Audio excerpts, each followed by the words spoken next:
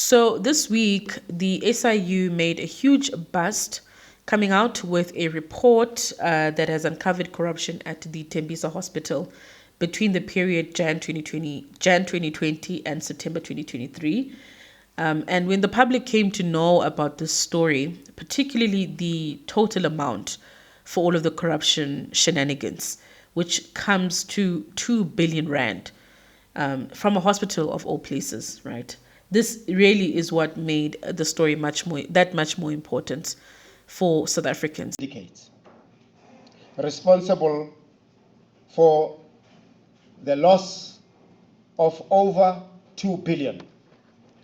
And I'd like to acknowledge at this stage, I'll still come back to that initially when the investigation commenced, at the instance is by referral from the Office of the Premier back in 2022, we had found at that stage that through the whistleblower and one of the many, and the main one that's known, it's Babita Diokran, and may her soul rest in peace. At the time when we commenced, she had flagged suspicious activities of about 850 million. But when the investigation progressed, and as you can see, to date we are mentioning about 2 billion, so it has gone up almost twofold, if not threefold, and the investigation is still ongoing. And to make the matters worse, the SIU also coming out speaking about the assets that they've frozen from those that are linked to this corruption, assets worth 520 million, which they've managed to freeze so far. From these assets, you have in there a Lamborghini Urus, you've got a Bentley Continental, you've got a leisure boat.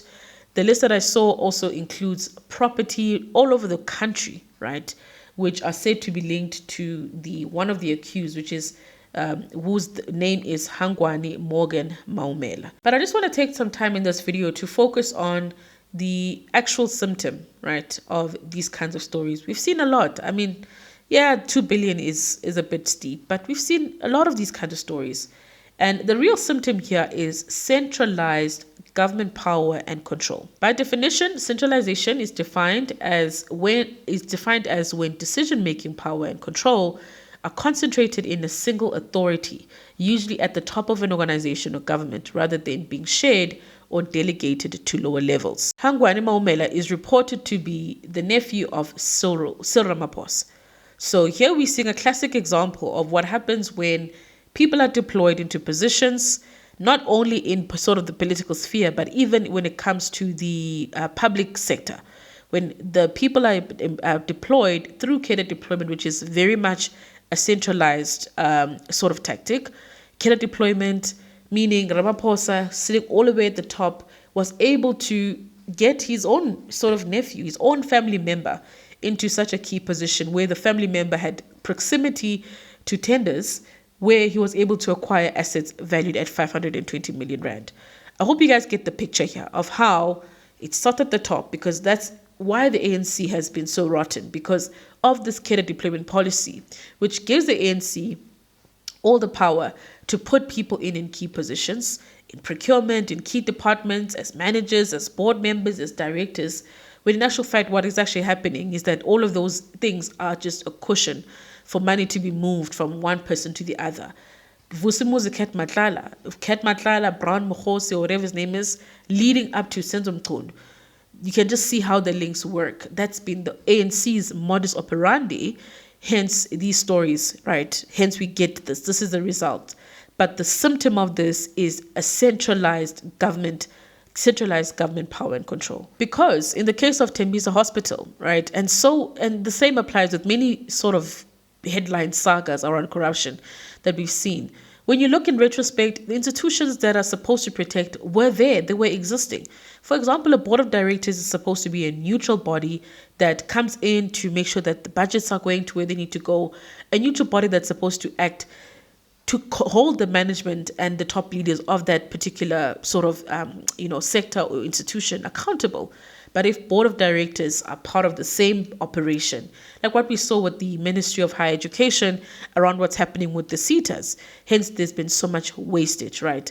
So that is precisely the MO, that institutions that already exist do not protect you and I, but instead act as a springboard to allow for this very same behavior to take place. Hence, I wanted to just make it clear that it is crucial that we understand the architecture, how these things happen, how this level of corruption takes place. It's important for each and every single one of us.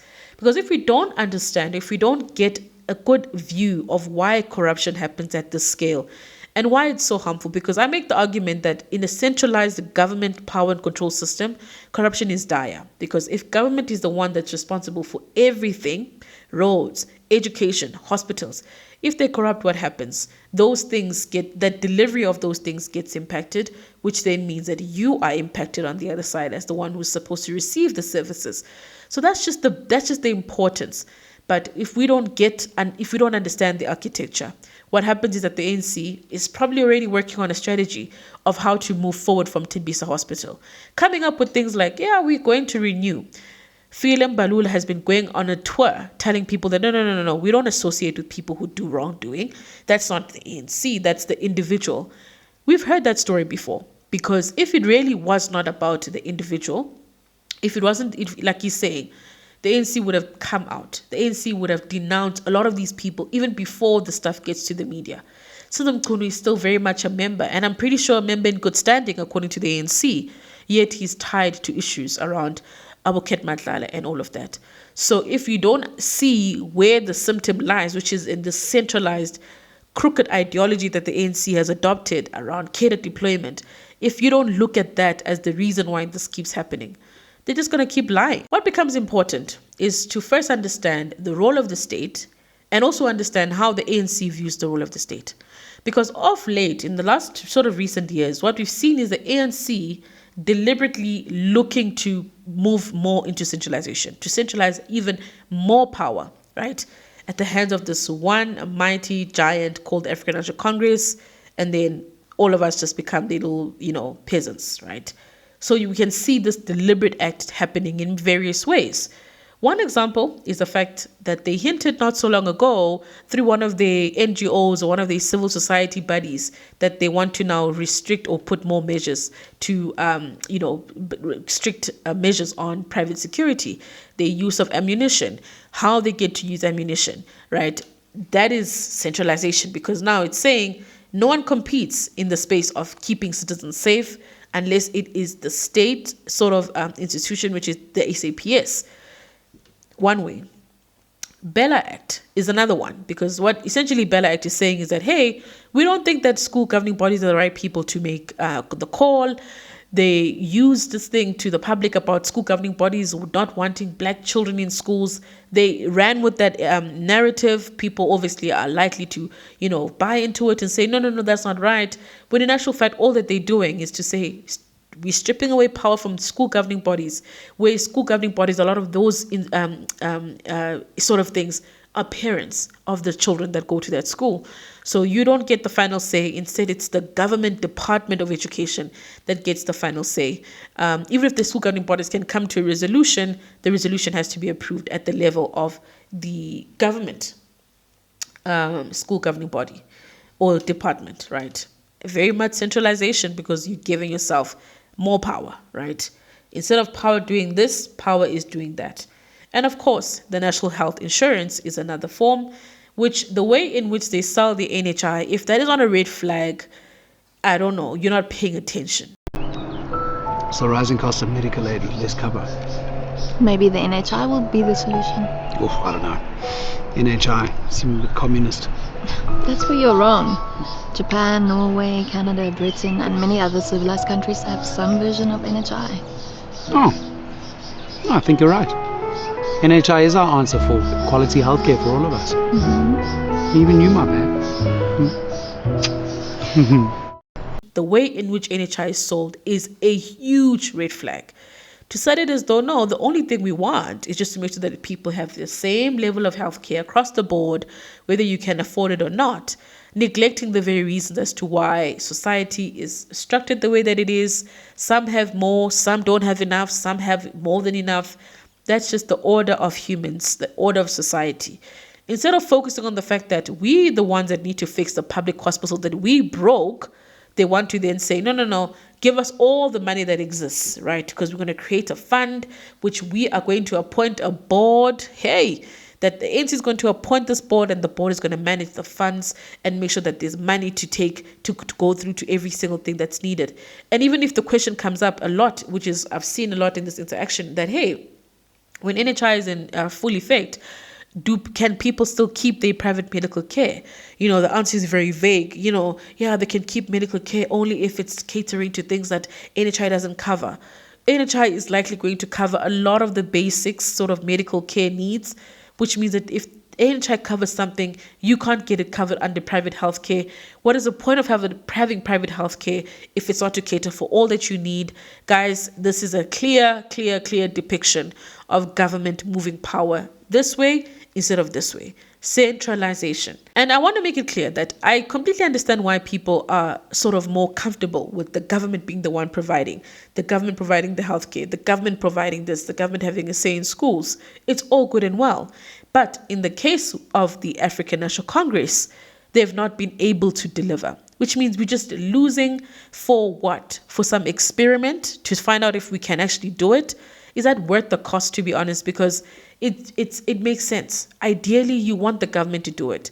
And we've been sold this lie for a long time that no, if the state does it, it will be cheaper. Look at the cost of electricity today. So we have to look at it more broadly and say, wait. Maybe we do need to shift some powers here and move things around, right? Because what is the point if we are not going to get the service at the end of the day?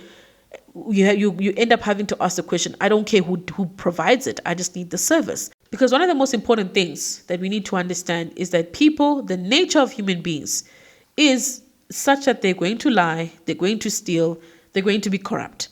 Ramaphosa himself has even said it that, hey, our comrades just, hey, they cannot stop, right?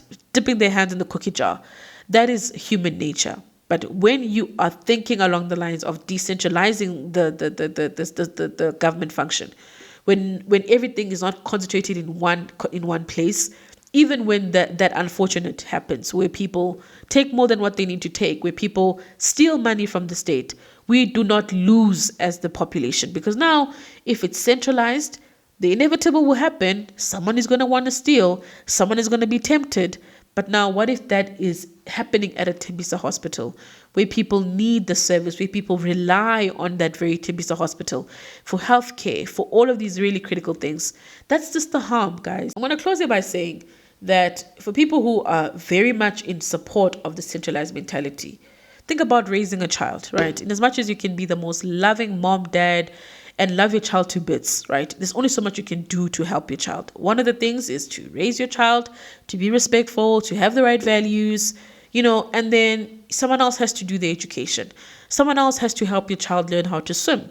Someone else has to take the responsibility of teaching your son how to drive. Well, I know some parents do that themselves, but if you don't have time to do it, someone else has to teach your child special skills. For example, if they want to branch into medicine or whatever the case. What that is telling us is that even if you are well-meaning, even if you've got the best intentions, you cannot do it all. The government is not able, they're not capable to do every single thing themselves. Thanks so much for spending time with me. Please remember to like and subscribe to this YouTube channel before you go, and I'll see you again soon.